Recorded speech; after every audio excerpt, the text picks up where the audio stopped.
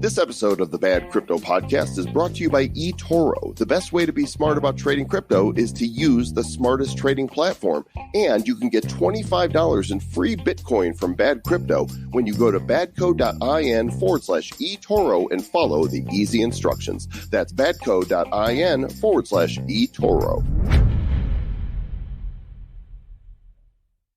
Sometimes it feels like the Republic of Bad Cryptopia is the center of the blockchain universe, but we know that we're more like a moon with a lambo on it and with plenty of bacon.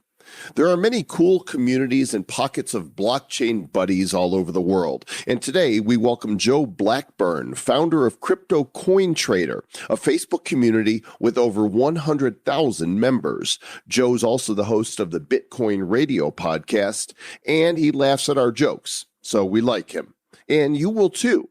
So settle in for a great crypto convo and some laughs on episode number 301 of the Bad Crypto Podcast. 5, 4, 3, 2, 1, 0, ignition.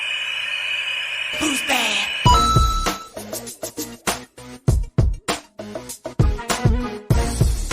And welcome to the Bad Crypto Podcast. It's for crypto curious peoples, for crypto serious peoples, and for all the little children of the world. How you doing, Mr. Travis Wright? I am doing quite well, Mr. Joel Comm. We had an amazing episode 300, did we not? Oh, it was so great. And since it just came out, I don't know what the feedback is going to be yet, but I know our producer listened to it, and she said it was hilarious. And so I hope others enjoy it as well. Yeah, I thought it was really good too. What cracked me up was like the first guy, I think Bubba Shipes, he was trying to he goes, quote unquote, or whatever, your humor, your humor. And then like right after that, that's when we made the penis jokes. The peanuts. He was eating peanuts. He's in the peanuts business. Yeah. Like roasted peanuts. And he said something about having he's got peanuts in his throat. Yeah. That's funny. We cracked up. That was good stuff. So good we had to say it again. And great stuff. Yeah, we had a lot of fun chatting with the fine folks of the Republic of Bad Cryptopia. If this is the first time you have ever listened to Bad Crypto, make sure to hit subscribe, and all your dreams will come true.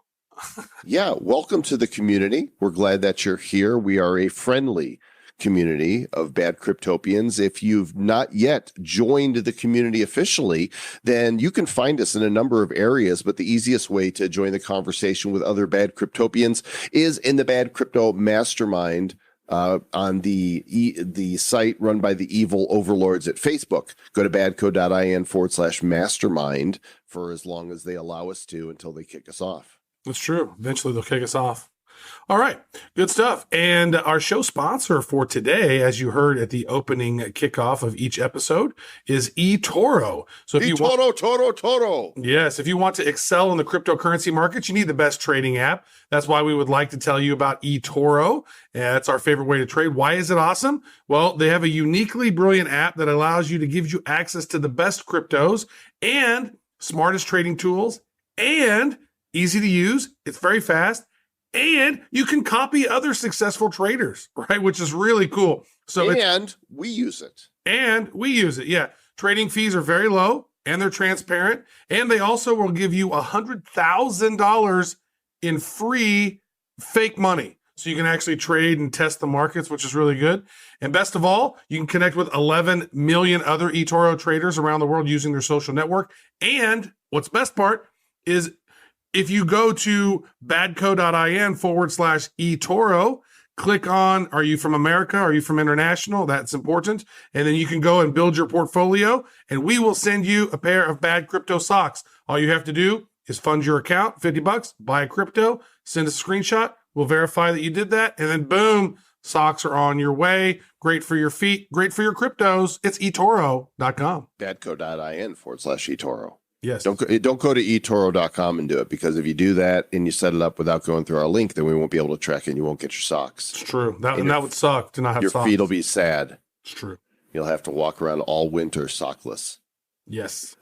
We have another sponsor we want to give a shout out to, and that is our friends at NASGO. Look, a lot of people want to tokenize their business right now, and they're overwhelmed with that. There's all these different blockchains, and how do we build it? And do we need to know coding? And this is so complicated. It doesn't have to be. NASGO makes it easy. You can launch tokens, you can launch digital assets, you can launch a blockchain instantly with no coding required. They set this whole dang thing up so that it's super simple. You could check it out at nasgo.com and see their full suite of applications and how the NSG token works in their ecosystem. nasgo.com. Check it out. Tell them Bad Crypto sent you. And now we're going to get into the cool part of the show, the feature with Blackburn singing in the dead of night. Ooh, I'm going to add that one to the playlist. That's good. Gonna talk with Joe Blackburn and talk about crypto. Joe Blackburn, he really likes the crypto. As we often say on the show, a rising tide does indeed lift all boats, and especially in the blockchain world where we really want this stuff to go mainstream already and we need to be helping each other out. We've had some hosts of other podcasts on this show previously, including Matt Aaron of Crypto 101. We've got the guys from Beards and Bitcoin are going to be on soon. We've had the Wrecked podcast on here. Laura Shin's been on. And today we are pleased to welcome the CEO and co-founder of Coin Trader, one of the most influential and successful social media communities in blockchain. And he's also started a new crypto podcast. His name, Joe Blackburn. Joe, welcome to Bad Crypto. What's up, Joel? What's up, Travis? How's it going, guys? Good, man. Glad that you're here. What's the new show? Yeah, so fortunately was able to I guess put some thoughts together, and I was able to get Bitcoin Radio started, man. It's been, I never knew how much respect I needed to have for what you guys do on a day-to-day basis. It's been how much? It's a lot. On a scale of 1 to 10. I'll give you a thank you for letting me for come on your show. I'll give you a 10, man. Oh, wow. Travis, we just got 10, bro. That's pretty exciting, but I'm still over here stewing a little bit about the boats because I don't have a boat. You have a boat? Got to get rising tide. Well, I need a boat first. Whose boat can we borrow? Well, we can borrow one of my boats. Okay. You have multiple boats? Maybe you have one of our boats. See, I'm from the South, and we don't just have boats. We have what we call John boats, right? And so anywhere between 10 to 15 footers, and I've got a couple of them. And so we can put a trolling motor on the front and go fish any pond you want. That sounds great. Now we have boats for the rising tide, Mr. Joe Comm. We solved that problem right there. Are you happy? I'm happy. I've always wanted a boat. Now I have multiple boats. There you go. Well said. Great stuff. So Bitcoin Radio, is at bitcoinradio.com? That's it. Bitcoinradio.com. Obviously, you can find us on Twitter and Facebook, all that other good stuff. That domain was available just to go buy, or did you buy it from someone? The domain was definitely not available just to go grab from GoDaddy. We did acquire that from someone who already owned it. And actually was a little nerve-wracking too. I'm sure many people listening have tried to buy a domain once or twice, and for something simple, it's no big deal. But this particular case, we got an accepted offer, we paid it, and then we didn't hear back from anybody for like 2 weeks. We're like, what the heck is going on? And then fortunately, GoDaddy did communicate with us towards the end, to make it feel a little bit better. But it was a little bit, like when you put some money up like that, it's not like it was like just dirt cheap or anything. Bitcoin Radio, home of the Bitcoin. It's no bad crypto, though. We had contingency plans, right? Well, that's good. Glad you got that. And we're excited. So have you done any podcasts on this yet? Well, I think I'm at episode 7 right now, but I probably recorded about 20 of them, right? I don't know when you guys first started, and this is kind of not to flip the script, but, kind of ask you guys a couple questions is, how was that first beginning? Because I've been doing live videos now for almost 3 years. Very, very different concept and very different conceptually what you're supposed to do on a podcast. It's a lot more difficult when you can't just interact with the audience or rely on the comments or the people asking you, hey, what do you think about this? You can interrupt yourself. You just got to keep talking. You got to keep the tone going. Yeah, neither one of us seem to have a problem with talking. Plus, we have the added benefit of having each other to play off of, right? You're flying at your show solo, and that's a little more challenging, a bit more daunting. Sure. And anytime you got someone like Travis on who's just going to make jokes and then a beautiful voice like yours, Joel, it's going to be a lot easier. But you guys have also been one of my biggest inspirations. I've been watching and listening to you guys from the very beginning, essentially. And I'm really grateful for the influence that you guys have had on crypto. You've been a wonderful voice. Well, two wonderful voices, hopefully. One wonderful voice and one good joker. When I say you, I'm obviously collectively speaking about the wonderful duo of Travis and Joel. We're like the Winklevi. What are we? The bad crypti? Wow. Is that like the incredibly crypto duo? All right. So when did you go down this blockchain rabbit hole, Joe? What was your entry point? Oh man, you know, this story to me is like one where I'm just about embarrassed of, but it's so typical for people. It can't be any more embarrassing than Travis's. Well, I can't wait to hear it. How do I not know that? But I'll put it to you this way: when I got in 2013 when it ran up to like $1,000. I don't know if everybody remembers that. The very end, late November, I think. Mm-hmm. And quickly it fell back down to like $200. And I'm sitting there with $1,000 of Bitcoin, which was once $1,000. Now it's only $200. And, you know, back in 2013, I mean, I was newlywed essentially. And, you know, $1,000 to us was a lot of money. I just got out of the army, you know, trying to scrape together just to make sure to pay the light bill, you know. I mean, it was, obviously it was only 6 years ago, but nevertheless, I mean, it was obviously a lot of money to me back then, just like it would be right now. I mean, $1,000 is still $1,000 to lose 80% of that essentially in a month, you know, or 2 months, something along those lines, was not fun. But nevertheless, you know, fortunately I forgot about it for a while. And then I got a new phone and I saw that there was a Coinbase app and I downloaded it. Sure enough, my Bitcoin was still in there, just kept adding to it, you know, as it was a little bit cheaper. Eventually I was even, you know, and then it wasn't until about into 2015, 2016, where I started taking it a little bit more seriously. And I know you guys were part of the CCC Cryptocurrency Collectors Club, you know, with James Clayton's group back in the day. And that's when I started like realizing how inspiring this space could be and what it really meant. And when I got in, I mean, I just thought I was going to make a lot of money, you know? And then when I really dove in and started socially engaging, I realized, hey, this is a revolution, right? And it really became a lot bigger to me. It is a revolution. It's been so interesting to watch this go over time. And I'll give you just a brief intro of my embarrassing story that Joel likes to always poke fun at me at. But I got in like 2010. I read that article on Slashdot about Bitcoin. And there was less than 20,000 people mining Bitcoin at that time. And I got on, started mining. I mined a block, got 50 Bitcoin, then went to a faucet that was ran by Nick Szabo, I believe, and then got another 5 Bitcoin. You could go every day and get 5 Bitcoin if you wanted to that faucet. And I went one time because I'm a genius. And then my computer crashed, and then I got all my important files off my computer except my Bitcoin. So that was good. But I actually have heard that story. Yeah. Yeah, it was a sad day, but that's okay. You know what? Because we're still early in the game here when it comes to crypto. Is Bitcoin still under 100,000? Yeah, well, we're still early, right? Absolutely. Well said. That's what I say. So now your new show. So you've done 7 episodes. What are some of the topics that you've covered in those first 7 episodes? For sure. You know, and you know, you guys kind of understand like the genre or at least the niche that we're speaking to, you know, and so keeping things interesting and light, you know, has kind of been my goal. I haven't wanted to get too serious about things. And so I've been really fortunate. I had one of my favorite journalists, Trent Lipinski, on recently. I had Alan Goodman, who's the co-founder of MTV, and he also helped resurge Nickelodeon back in the 80s. And then I had Samantha Radacchia, who wrote Bitcoin Pizza. She was episode, I think, 4 or 5.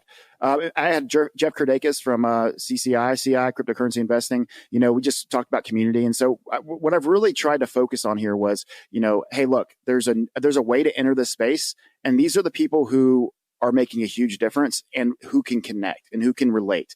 And, you know, you guys have done a great job, Joel and Travis, about, you know, being a bridge for people to kind of hop in, not overcomplicating it, having high level guests, but still maintaining this certain exposure of Bitcoin in a realistic sense. And so I've tried to emulate certain parts and aspects of what you guys have done, but also have my own feel for this. And, you know, originally when I did this, just like everybody else, I'm like, I want to be the Joe Rogan of Bitcoin, right? You know, but only Joe Rogan's Joe Rogan. And I like to look at this opportunity as, you know, whether or not it's really successful. If I make a single dollar off it, or if we just have an opportunity just to connect with people and influence, someone who might jump in, that's really the most important thing. It's the same reason why I originally with my co-founders, that's why we started CCT, Crypto Coin Trader. Yeah, so your group is really popular. It's one of the larger crypto groups on the Facebooks. You have, let's see, 116,272 members, and the website that you're building to go along with it is CryptoCoinTrader.com. Did you just, you fired up this crypto group just because you're like, I want to talk crypto with some people, so I'm gonna start a group? Man, this kind of gets where it gets a little bit sticky, and I've got nothing but respect for James Clayton. I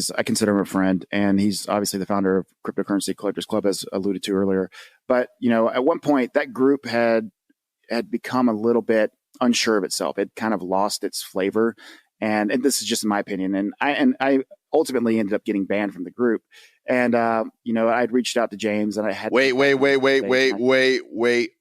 did you get banned? Tell us the story. I honestly don't remember. It was just an argument with one of the moderators who wasn't a fan of me. We'd gone back and forth at some point, and I couldn't even tell you who it was. It wasn't Todd Blackburn. Like, he didn't. Okay, just checking. Todd actually. I mean, obviously, me and Todd have a really good relationship. But no, Todd actually ended up coming over, and he really sparked the transition of people coming over to CCT. So when I created the group, I actually am the actual original creator of it. I had 3 other co-founders.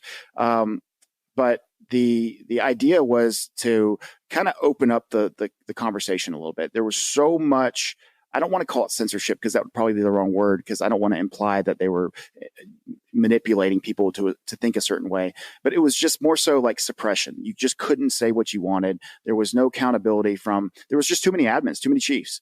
And so, one person would say one thing and the next person would say the other thing. And again, I'm not here to really talk bad about that group, because like I said, I consider James a friend, but there was just a lot of voices at that point, and people were doing different things. And so to me, I wanted a more accountable and a more open discussion where, we could have a little bit more fun. And keep in mind, and you guys know this as good as anybody, back in 2017, that was a very different day than it is now. The self-regulation that we've all built and we've all kind of evolved with was very much, was not really there back then. It was more so, it's Bitcoin. You can do whatever you want. I shouldn't even have an opinion on what you do. And in some ways, that's really good that we've kind of got away from that, because you've kind of gotten rid of the negative voices, the people who may have bad intent. They've been held more accountable. The Twitterverse, crypto Twitter, has really played a big part in that too. But moving forward and where we are today is a direct result because of the fact that I wanted to create a space that was a little bit more inviting. And you've done a really good job of building up your community. So I want to ask you a question on that. So you have your Crypto Coin Trader Facebook group, one of the most influential, successful social media, crypto communities. How did you go about building this community? Was it happenstance? People found you because they were looking for crypto or did you actively go out and try to grow the audience? And if so, how did you grow the audience so big? That's a pretty good question, Travis. When I say this, they're pretty good question. Not a great question. That's okay. I'll work on my next one. I've got to get better at making sure I give Travis extra props. Travis, what a freaking great question, dude. That might be the best question I've ever been asked ever. Wow. I don't need so much props. This is good. Man, You're too overwhelming in your props. You just do it differently than everybody else, right? And I just appreciate that, man. Well, to answer your question though, is that we were very fortunate in April of 2017, when we opened the group up to the public, that it was right before the bull run. There was a lot of news. We had Bitcoin Cash forking. There was a lot of great things happening at that moment.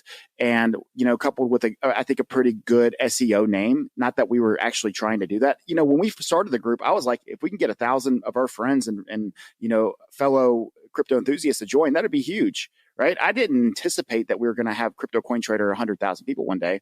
But before you know it, we have 1,000, which was a great benchmark for us, and that happened relatively quickly within the first month. And then before you knew it, we were at 25,000 in 2 months.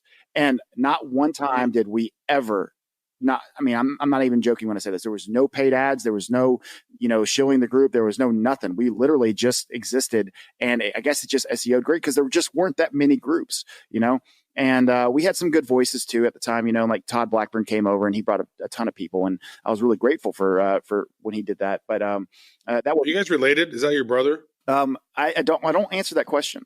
Todd likes his privacy, so Okay. It's another great question, by the way. I could answer it, but me and Todd kind of have this understanding that we'll let people guess where the relation might be. It is a good community, and I like that it's very civil. There's a lot of places on the Facebooks and social media where people just can be vile with one another, and your rules are such that, hey, you don't put up with the BS, and there's no shilling allowed, and congratulations on that. So now that you're doing this podcast, what's your do you have a big vision for where you go in this space? Man, that's the age-old question, isn't it? I don't know. I've only asked it to you one time. Well, So you're right. And I agree with that. You have only asked me one time. I would say that I would like to have the opportunity to introduce people to crypto and Bitcoin from here on out. That's kind of been the role that I've always assumed.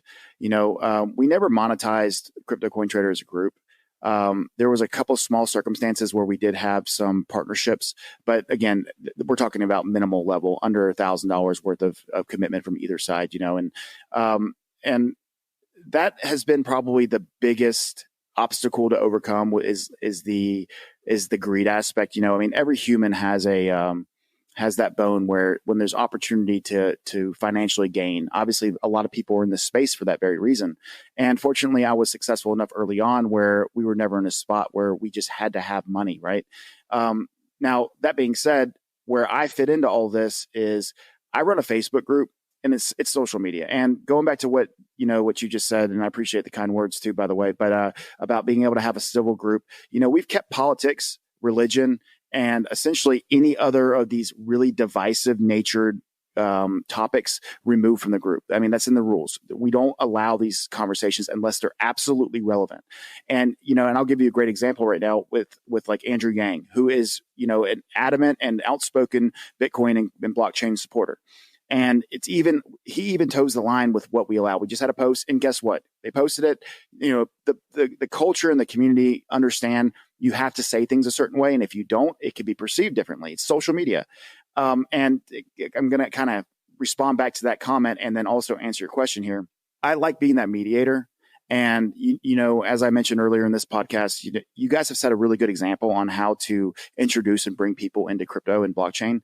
I not only emulate that, I try to have my own, direction, my own style of doing such. But altogether, we're all working as a team. And I'm really proud for even just being y'all's friends, let alone being able to come on your podcast.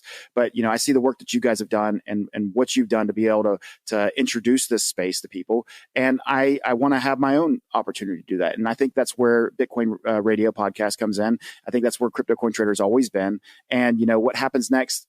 Man, who knows? What's Bitcoin going to do tomorrow? Who knows, right? So if Bitcoin were to go down to zero, which I don't anticipate in any circumstance, but we're kind of in a position where we're not necessarily as needed or wanted anymore from the listeners. But nevertheless, if we go to 100K, well, we're geniuses, and we've been doing this for forever. So we're kind of at the mercy of what the market does. Obviously, I think we all three agree with that. We're pretty optimistic with where this can go. You guys both of you have a history also in doing voiceovers or radio work or whatever it might be. I don't, and so I'm trying to still kind of understand what that means for me, what this means for me. But the short answer is we'll see what the market does. I want to ask you, and first of all, thanks for all the kind words you're saying. I really appreciate that.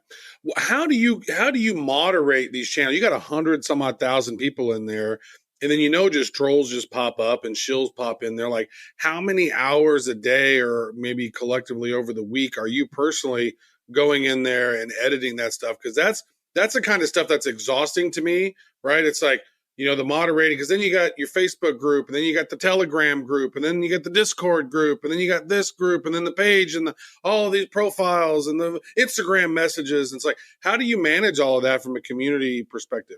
Man, that's Another great question, Travis, because it blows my mind sometimes. I got to give a huge shout out here to all the moderators, though. We have 26 mods or so in the group, and we have obviously an admin chat where all the moderators and admins are, and that's a family. Like that group are the people that have been with me through the thick and thin. It hasn't always been an easy it hasn't been an easy journey, should I say.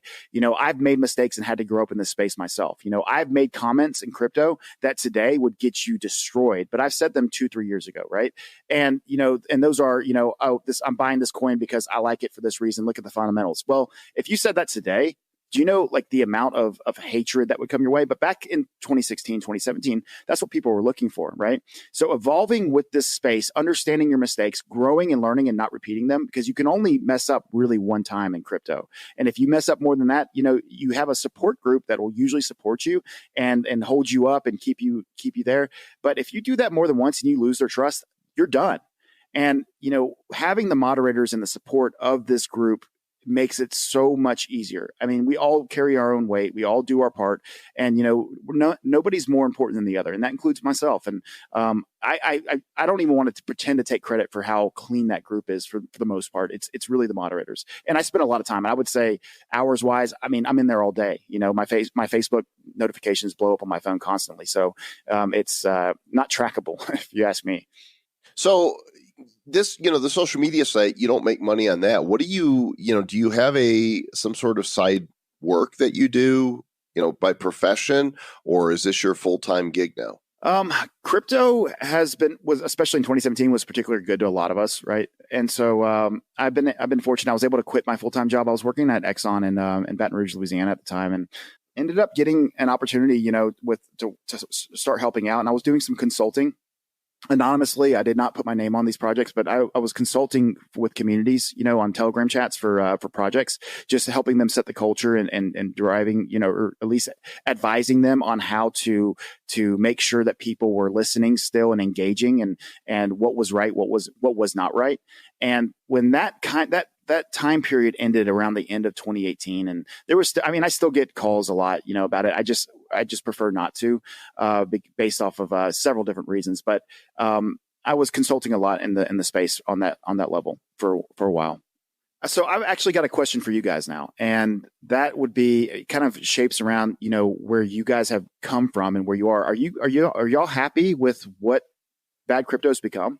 I'm is thrilled. this success? I'm elated. Yeah, I mean, we started just a few months after you started. The show launched in July of 2017, and again, timing really accounted for a lot. I think the fact that there weren't shows out there where regular people were talking crypto and not pretending to be experts. That was, something new.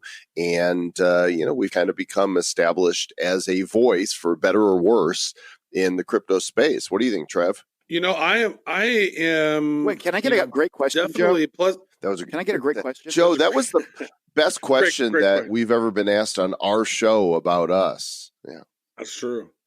I would say I'm ecstatic about it because it's like there are so many people out there who reach out to us daily that, we've created this little army of super fans sort of without we're just creating content. You know what I mean? It's like we're trying to share the best information that we know, and I'm research. I love to research, so I like to spend more time sort of diving in and figuring stuff out, and then sharing what we learn, and then we get a chance to talk to all these amazing people. So I think that it's gone way better than we originally imagined, but I still feel like we've only just begun. It just seems like we're just getting started. The opportunities are only just beginning. There's so much that's going on in this space. We've had an amazing opportunity to go travel around and meet our fans face to face, but really it's a matter of this. Joel and I are having fun doing it. We started out because it was fun because we were having fun conversations. Just him and I were having, and then it was like, I bet people would like to listen to some of these because these are hilarious. And so what turned out as a fun thing just turned into a business, and now it's taken on a life of its own, and it really still just feels like we're just getting going. I always say this, and I don't want to use too much content because for those of you who are listening right now, I get the privilege of switching the mic around on these two fellas here in a couple of days, and we'll be going, or I don't know when you guys are going to air this, but but I get to have, Joel and Travis, T-Dub on. And, but I say the biggest audience is the one that hasn't entered yet. However, for the one that already did enter, nobody has a better stronghold on that, that in this space than you guys. Look, y'all have been the number one podcast to me from the beginning, from July, like immediately when you entered, because of the way that you guys sound and the equipment that you had, you just sounded so put together immediately. And that gives an impression on a podcast. I listen to a podcast and I got bad audio. I've kind of gone through this and learning experiences myself already, but man, Joel and Travis, y'all own it. This is your space. We're all just living in it. Well, yeah, I don't think that's kind, actually true, but thank you for your kind words. And of course, we wish you the best. Just take the damn compliment. Yeah. I don't know. I like, I'm not about humble brags. I'm about real brags. And I think that perception for a lot of people is, their reality. But, we're just two dudes talking crypto. We're having a great time. We're excited that you are in the space as well. And we encourage people to go listen to Joe's show. It's bitcoinradio.com. Check out Crypto Coin Trader on the Facebook. And I have no further great questions, Your Honor. In fact, I don't think I asked one great question. Travis asked them all. That was good. You had a couple subpar questions, which was adequate enough. Well, that's great. So what's next for you, Joe? So you got the Bitcoin radio. You're starting to do those. Like, what does the next 6 months look like for you in your world? Well, I'm gonna try to really just hammer out a bunch of content and see if people like listening to me. If they don't, we'll find out quick, won't we? And I fortunately have a great and wonderful audience to kind of get me going off the ground floor. And something you guys did not have, and to watch where you guys are today, it's still like, I look at how many downloads you have, how many, different shows you've created. And I'm just like, man, how do I even get close to this, let alone. You got a great domain name. I mean, you'll pop up pretty quickly for the term Bitcoin, I would assume. Are you going to do more content around crypto in general or just Bitcoin? Because what Bitcoin did, we were having a conversation with Peter over there and he goes, nope, I only talk about Bitcoin. So we're not going to have you on our show because we're just Bitcoin related. You guys are crypto related. What about you? Are you going to be just Bitcoin maximalist or are you going to throw in some shitcoin maximalism in there too? No, I mean, we are not exclusive or discriminatory or however you say the word at all. And it's not that we're going to sit here and just talk about every altcoin in the world. It's more so, I'm an ideological guy. I like to talk about why Bitcoin matters and the decentralized aspect, but I like to have some fun with it, and I actually have a pretty fun idea. I was going to tell you this before the show, but I was like, I'll just put them on the spot. It's worth asking, and I'm going to go ahead and take the risk. But I think it would be really fun. Obviously, for right now, it doesn't mean as much to me as it would, or it doesn't mean as much to you guys as it does to me. But maybe one day, if I can have some semi-success as you guys have had, or at least remotely close to what you guys have done, maybe we can like flip the script, and you could host Bitcoin Radio, and I can host Bad Crypto one day. Who knows? Yeah, that could be fun. We're all about experimenting and trying new things. So keep at it, do your thing, and let's everybody get in the boat because the tide is rising. Travis, get in your boat. I got two of them. I'm getting in my boat.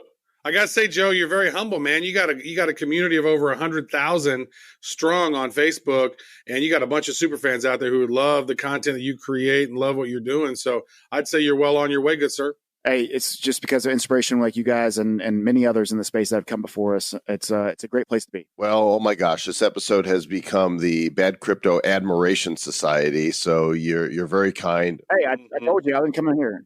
I'm going to shill the heck out of you guys. So, I mean, Bad Crypto all day. I'm a fan. We appreciate it, and we wish you the very best with your show as well. Guys, check out the links in the show notes for this episode and listen to Joe's show because it's all about that Bitcoins. Thanks, buddy. Appreciate it, guys. Thanks again to Joe, a cool cat at Bitcoin Radio. By the way, I see that his episode number 9 just came out, and he's got John McAfee on there. So who knows what kind of craziness is going to happen there, but go check out episode 9 of Bitcoin Radio and see what McAfee's up to now. Bitcoin Radio. By the way, I did a little research because we were asking on the last episode if there was a WXRP radio station. There is not, but there is a WBTC radio. That's pretty fancy. Yeah, WBTC is the call sign for an AM radio station in Ericksville, Ohio. It's a news, talk, and oldies format that was founded in 1963. So these people were forward thinking when they got the call letters WBTC, and you'd think somebody would want to buy that, right, to use purely for a blockchain radio. Yeah, it was funny too. It stands for like "Welcome to beautiful Tuscaloosa County" or something. I don't know what it stands for. That's what they said it stood for. I saw it on their Wikipedia page. Well, there you go. Here he goes. This was episode 301 with Joe Blackburn. Episode 302, the very next one, is going to be bad news for the week, and that will come out on what, Thursday or Friday? One of those days?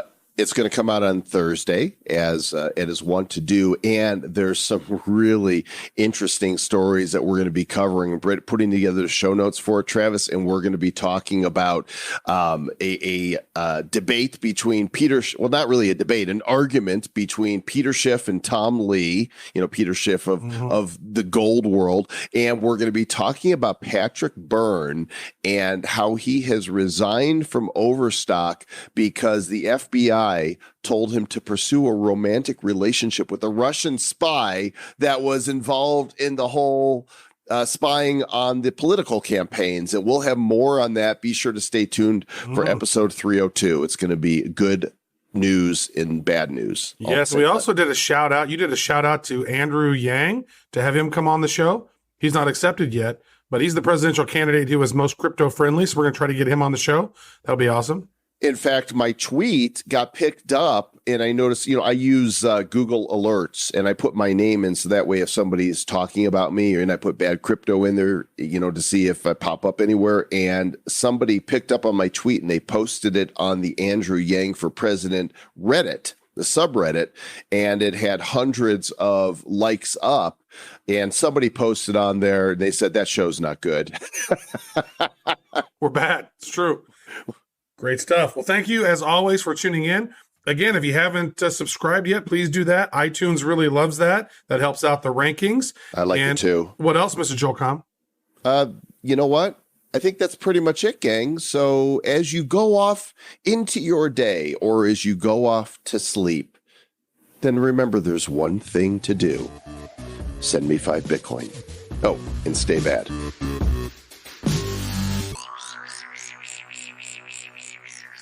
Who's bad?